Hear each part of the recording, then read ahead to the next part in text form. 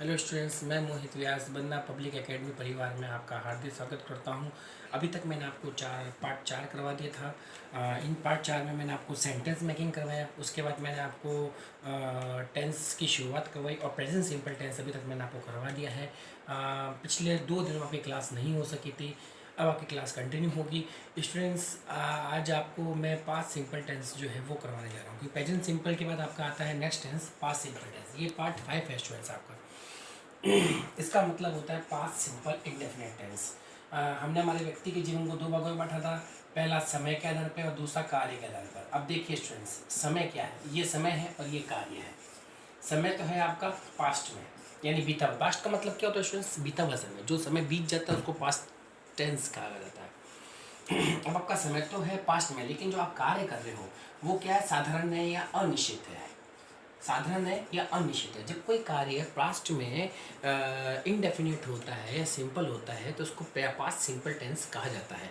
Past simple tense, जैसे उदाहरण के तौर पर मैंने जो है वो एक किताब लिखी थी, या मैंने एक किताब, मैं जयपुर में रहता था, तो ये पास्ट इंडेफिनिट है। कौन से टाइम में रहता था, कब रहता था, मैंने कहीं मेंशन नहीं किया स्टूडेंट्स, ठीक है ना। तो पास्ट सिंपल का मतलब ये वो होता है जहाँ आपका कार्य जो है वो पास्ट में इनडेफिनिट है। ये आपके सामने पूरी पूरी टेबल बनी हुई है स्टूडेंट्स, जैसा कि मैंने आपको बताया है।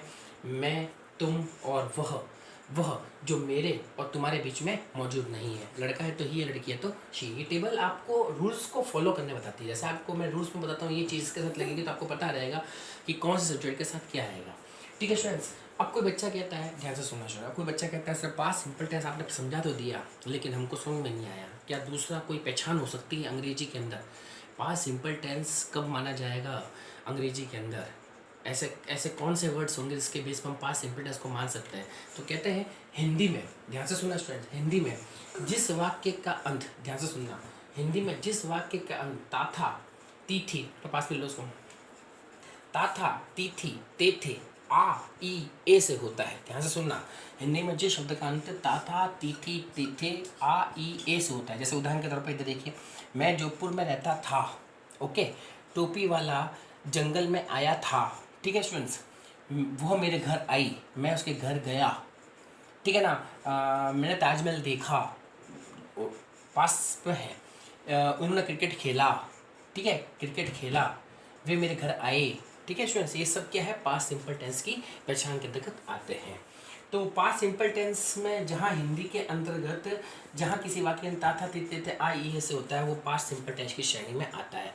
इंग्लिश मीडियम वाले बच्चे ध्यान से सुनना, the past simple tense is used for the past action that happened either of the specific time. Whenever any person who uh, who did their work of in the past time, it is called the past simple tense. यानी अभी से ठीक पहले हुई घटना past simple tense, past tense मानी जाती है। बीता हुआ समय पास्ट टेंस माना जाता है। ध्यान से सुनना स्टूडेंट्स, ठीक है। अब कोई कहता है कि जहाँ किसी वाक्य का ता था तीती तेते से होता है वह पास्ट सिंपल टेंस की श्रेणी में आता है। अब इसके नियम पढ़ लेते हैं स्टूडेंट्स, आप नियम देख लीजिए इसके नियम क्या है, ठीक है स्टूडेंट्स। इसके नियम क्या है? कहते हैं जहाँ किसी वाक्य का अंत इन श्रेणियों से होता है वहाँ सब्जेक्ट के बाद तुरंत वर्ब की सेकेंड फॉर्म यानी B2 का यूज़ होता है। ऑलवेज, हमेशा वर्ब की सेकंड फॉर्म का यूज़ होगा।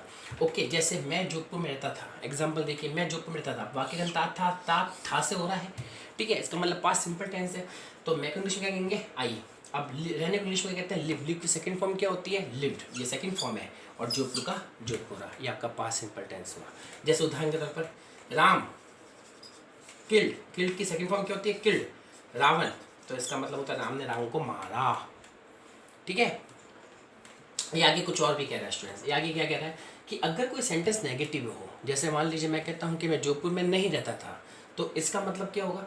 वहाँ पे उसकी पहचान क्या होगी? तो सब्जेक्ट के तुरंत बाद डिड नॉट का यूज़ होगा, डिडंट का यूज़ होगा। We are using of the we shall using of the didn't plus V1 का यूज़ हम करेंगे। जैसे उदाहरण के तौर पर मैं जोधपुर में रहता था तो आई लिव्ड इन जोधपुर, और मैं जोधपुर में नहीं रहता था तो आई के साथ क्या आ गया? Did not. क्या आ गया? Did not live in Jodhpur. ये आपकी पास्ट सिंपल टेंस होता है स्टूडेंट्स, इतने साधारण तरीके से होता है। वर्ब की सेकंड फॉर्म क्या होती है स्टूडेंट? ध्यान से समझना, वर्ब की V2 यानी वर्ब की सेकंड फॉर्म क्या होती है?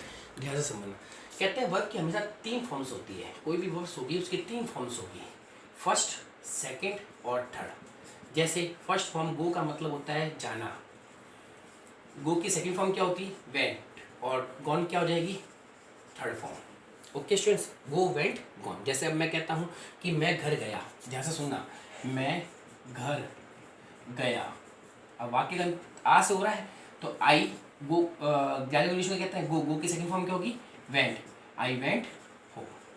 बहुत ईजी है स्टूडेंट्स, आपके सारे क्वेश्चन आंसर इसी में बनते हैं। हमेशा सेकंड फॉर्म का यूज़ करना है, सब्जेक्ट के साथ हमेशा सेकंड फॉर्म का यूज़ करना है। जहाँ भी आपने सब्जेक्ट के साथ सेकंड फॉर्म का यूज़ किया, एग्जाम में समझेगा कि आप भूतकाल यानी बीते हुए समय की कोई बात बताना चाह रहे हैं, ये चीज़ें। जैसे मैं कहता हूँ आई कॉल्ड यू, तो मैंने तुमको बुलाया, मैंने तुमको नहीं बुलाया, आई डिडंट कॉल यू, ये है स्टूडेंट्स। ये आपका पास्ट सिंपल टेंस हुआ स्टूडेंट्स। कल मैं आपको पास्ट फ्यूचर सिंपल टेंस बता दूंगा। आपका जो होमवर्क होगा स्टूडेंट्स, ध्यान से सुनना, वो ये होगा कि आप पास्ट सिंपल टेंस के 10 सेंटेंस घर पर बैठ के बनाएंगे। ये आपका होमवर्क है। ओके, मैं उम्मीद करता हूँ स्टूडेंट्स कि आप घर पे बैठ के पढ़ाई कर रहे होंगे। प्रेजेंट सिंपल टेंस आपको समझ में आ गया होगा। कल मैं फ्यूचर सिंपल टेंस आपको समझा दूंगा। नमस्कार।